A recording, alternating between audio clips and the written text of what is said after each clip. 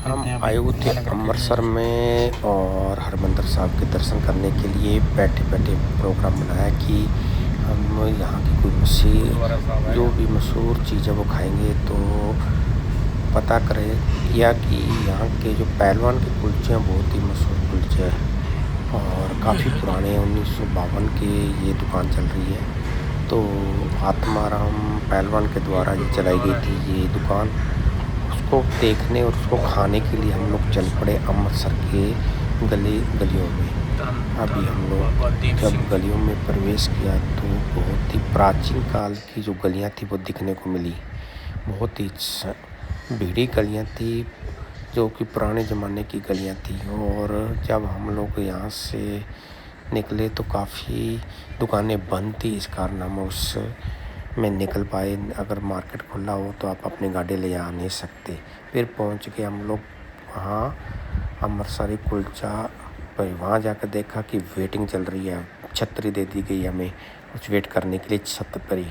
फिर बैठे हम लोग अंदर, चलो दिखाते हैं तंदूर का जो हाल। यहाँ से कम 150-200 कुलचा डेली तैयार होता बताया जा रहा है, उससे भी ज़्यादा तैयार होता है। ये है वो तंदूर और ये है उनकी वर्किंग टीम जिसमें ये कुलचा तैयार करवाते हैं। ये है बहुत बड़ा तंदूर, लगातार कुलचे सवेरे से लेकर शाम तक चलते रहते हैं। रात को 12 बजे तक ये कुलचों का प्रोग्राम चलता है।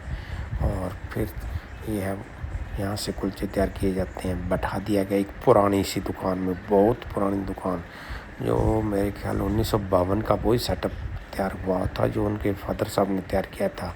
दुनिया बैठी थी भैया वेटिंग लिस्ट में, हमें भी इंतज़ार करना पड़ा। हमें भी बैठा दिया गया बिल्कुल लास्ट में और इंतज़ार करना पड़ा कुलचों का।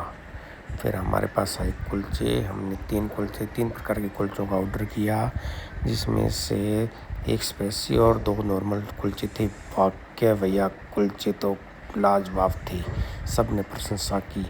मैंने इस प्रकार का कुलचा कभी नहीं खाया था, इतना स्वादिष्ट कुलचा कि सभी देखते रह गए। इनके छोलों का तो जवाब ही नहीं था। ये देखिए भैया, ये है कुलचा।